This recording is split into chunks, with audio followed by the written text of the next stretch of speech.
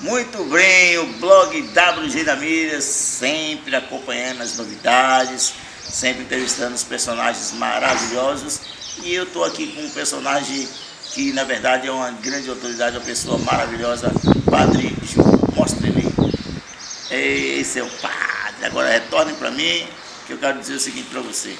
O Padre Gilvan é uma autoridade, como diz o padre, falaram para mim que o padre é autoridade máxima, né? Máxima. Sem sempre. Né? E aí nós estamos aqui para falar sobre os acontecimentos, e principalmente da política de ontem, né? Na eleição de ontem, a eleição de 2018, que foi para deputado, presidente, senador, governador, deputado estadual, federal, essas coisas todas assim. E tivemos ontem uma eleição pacífica. Agora eu quero perguntar para o padre Gilvan aqui como é que como foi, as curiosidades, como ele pensou sobre tudo isso e o que foi que aconteceu assim, de destaque para ele nos falar. Ele, como é um líder católico, é um líder de uma comunidade em Venceslau Guimarães, é claro que o WG da Mina ficou curioso para saber a opinião dele. Padre, boa tarde. Boa tarde. Conte-me tudo aí.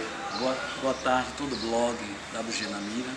É sempre uma alegria estar aqui partilhando e também escutando de vocês todas as entrevistas, todas as realidades que muitas vezes percorrem toda essa região nossa aqui. É uma alegria também partilhar um pouco sobre o que foi a festa da cidadania, que é também as eleições de deputados federais, deputados estaduais, a partir da ordem, né? Senador primeiro e segundo senador, governo e presidente. E nós tivemos assim uma bela eleição aqui na nossa região toda. O povo veio com muita alegria, com muito entusiasmo, também estava votando. Embora tenha em alguns lugares muita paixão, mas o povo aqui não manifestou tanta paixão, não. Manifestou a liberdade, o respeito que tem com a liberdade do outro em votar em quem ele queira. E isso a gente viu, né, bem presente nas urnas, quando o povo foi lá e expressou a sua votação. Aqui, embora tenha se falado muito, principalmente a juventude, as igrejas também se manifestaram em favor de Bolsonaro, mas aqui a eleição foi 7 mil e poucos votos para Haddad. Quando você fala aqui, você fala em Venceslau. Em Venceslau Guimarães. Sim. Venceslau Guimarães. E acredita assim, o povo deu a sua tônica, como o Nordeste todo deu a sua tônica para Haddad.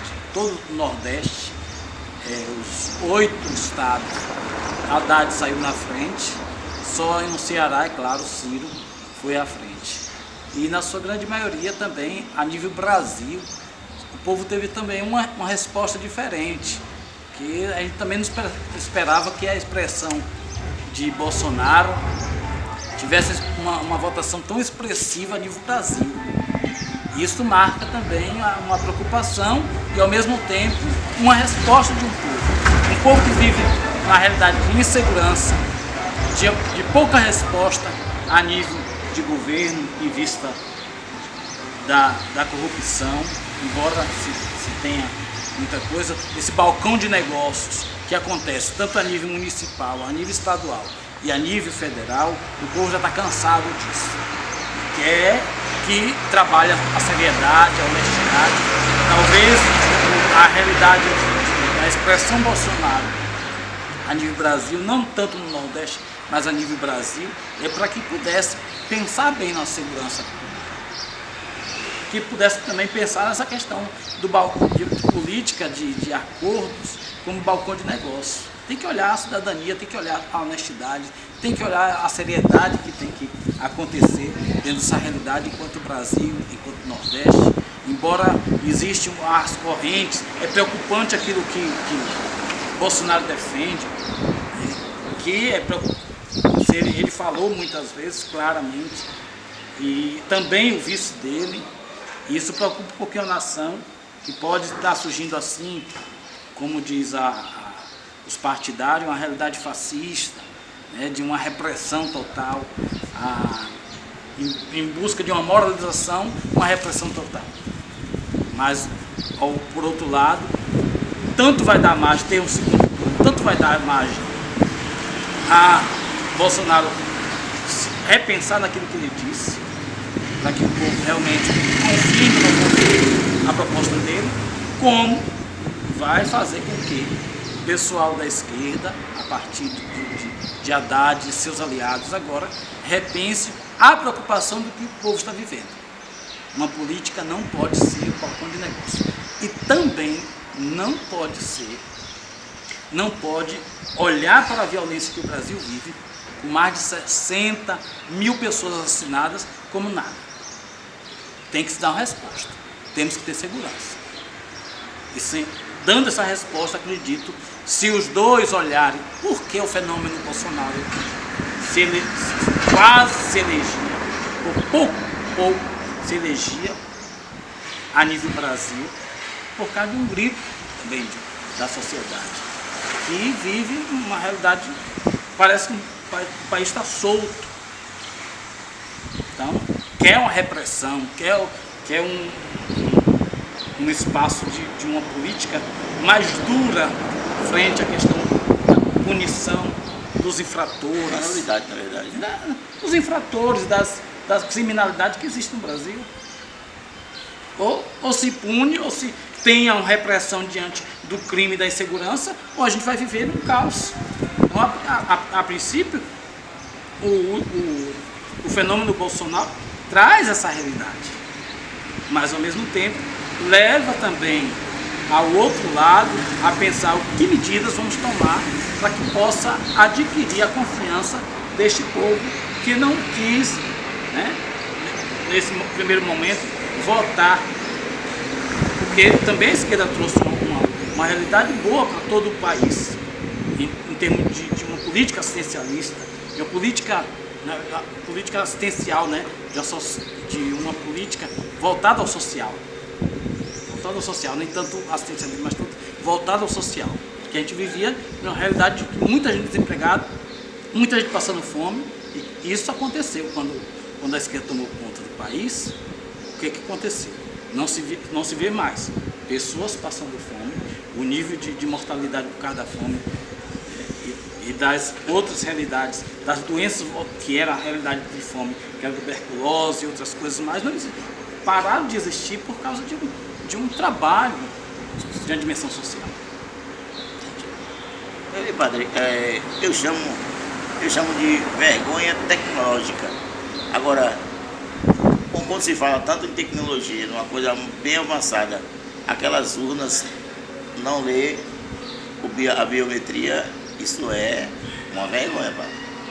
Porque em todo o país isso acontecer, aqui no Estado de Guimarães comigo, eu coloquei meu polegar lá, só voltou a colocar os dedos no pé para ver se para ver se reconhece. O que você acha sobre isso aí?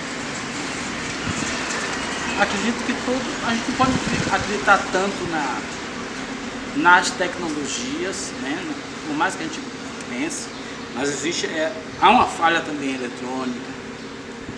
Por isso que grande parte do eleitorado, tanto de um lado como do outro, há uma divergência de se concorda voltar ao papel ou não concorda. Porque tanto de um lado como de outro vai ter falcatrua, mas a máquina, na sua grande maioria, mostrou nas últimas eleições um avanço, ou seja, na contagem de votos, na rapidez, no pragmatismo. Mas acredito que existem falhas e essas falhas precisam ser, com certeza, resolvidas.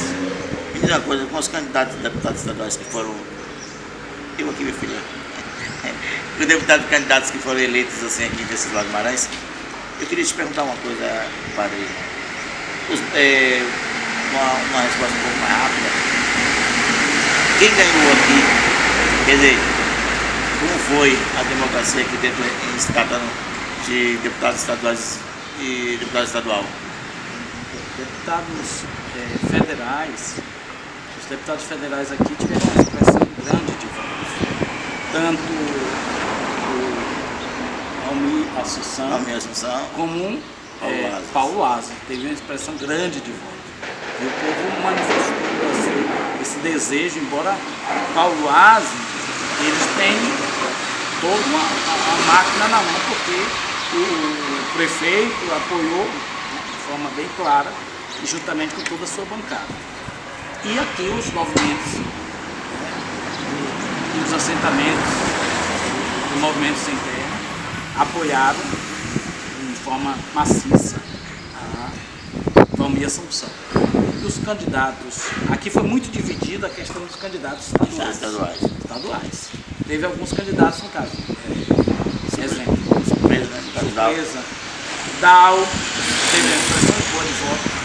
Fabíola Mansur teve uma expressão boa de voto também aqui. Embora se esperava-se mais. Com certeza, se esperava mais. Se esperava-se mais, mas o número de candidatos que teve aqui, o Maternal e os outros, Luciano. Então a expressão de voto foi grande. Foi grande, mas foi bem dividido. Dividido. De qualquer maneira, a gente não pode reclamar, nem o pessoal das campanhas pode reclamar, porque o povo soube dividir. Verdade. Mas eu queria agradecer pela entrevista, é importante saber disso. Agora, só uma última pergunta. Como foi que a população católica encarou essa política?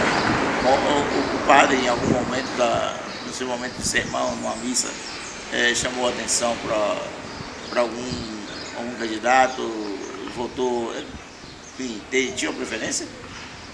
Bem, a Igreja Católica, diferente das outras, ela trabalha com a democracia.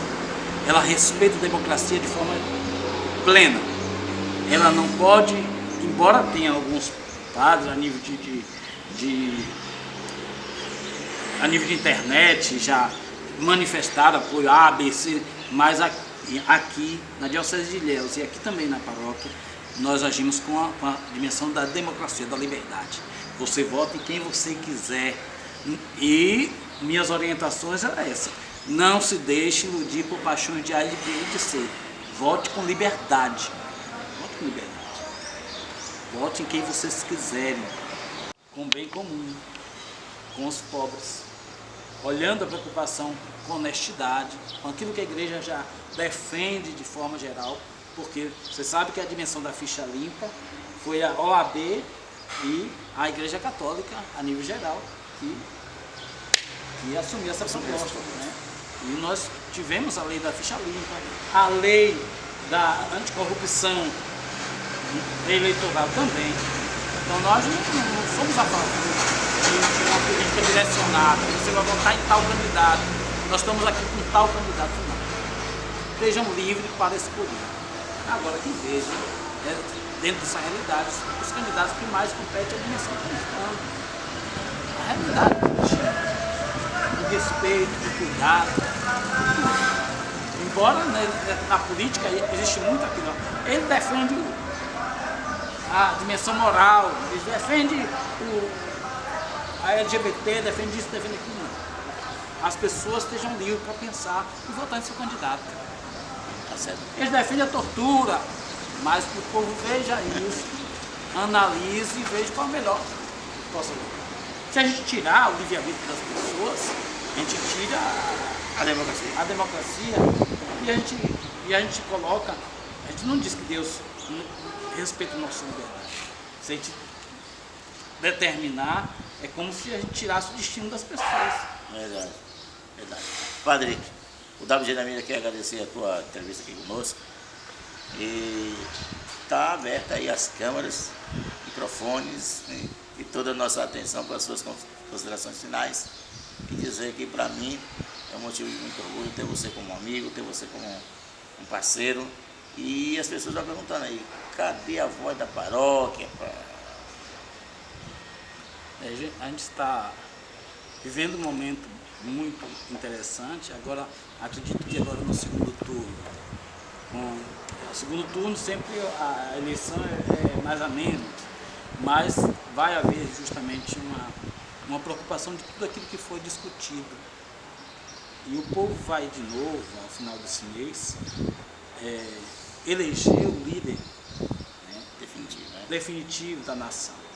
e que eles se preocupem realmente com esse povo tão diverso, esse povo tão diferente, mas com um propósito grande de ver essa pátria, esse país, né, realizado, de ver essa pátria, esse país alcançando as suas metas, alcançando o seu progresso.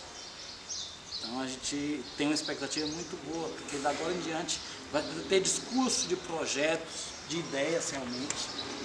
O Bolsonaro não vai fugir dos debates, ele vai ter que encarar os debates, ele vai ter que falar um pouco, embora ele tenha uma margem maior de voto, mas ele precisa falar abertamente o que é que ele espera enquanto presidente, ele que não governou nada, o que ele espera enquanto presidente fazer por essa nação.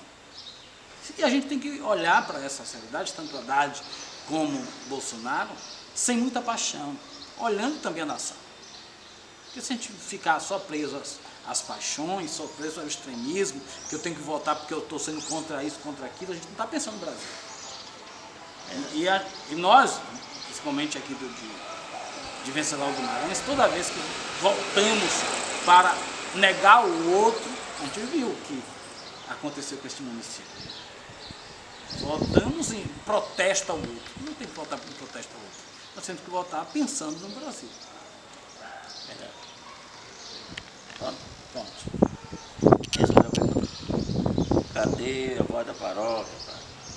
A voz da paróquia, acredito que tem que ser um projeto, e além de também outras pessoas, para estar também partilhando com a gente essa realidade, não só o padre, mas tem que ser um conjunto. Eu esperava que também, quando começasse o projeto da Voz da Paróquia, que houvesse mais a dimensão mais interna, não é uma resposta só minha, que tivesse também uma provocação mais interna dos próprios católicos frente ao programa, se tivesse esse apoio melhor. É bom que isso vá para o ar e o pessoal pense: vocês querem a Voz da Paróquia? Então nos apoiem. Vocês querem a Voz da Paróquia? Venha nos ajudar nesse projeto. E aí a gente coloca no ar de novo. Se tiver uma equipe boa, para que no dia que o padre não puder, essa equipe pode trazer também as sugestões, as críticas que vai nos ajudar a melhorar o programa Voz da Paróquia, aí sim, nós vamos levar o programa para o ar. Mas se não tiver, eu prefiro só minha voz, só a sua preocupação de fazer o programa acontecer, não basta. Eu tenho que ter essa resposta, interna e externa. Valeu. Esse foi o padre Gilvan, da paróquia Nossa Senhora das Graças de Venceslau Guimarães. Bateu um papo com R. Silva aqui no WG na Mira. E valeu. Lembrando que nós temos, fazendo transmissões ao vivo, nós contamos com a Connection.com, né? Connection, sempre Connection, a power da internet. Então valeu. As transmissões ao vivo. Um abraço, fui.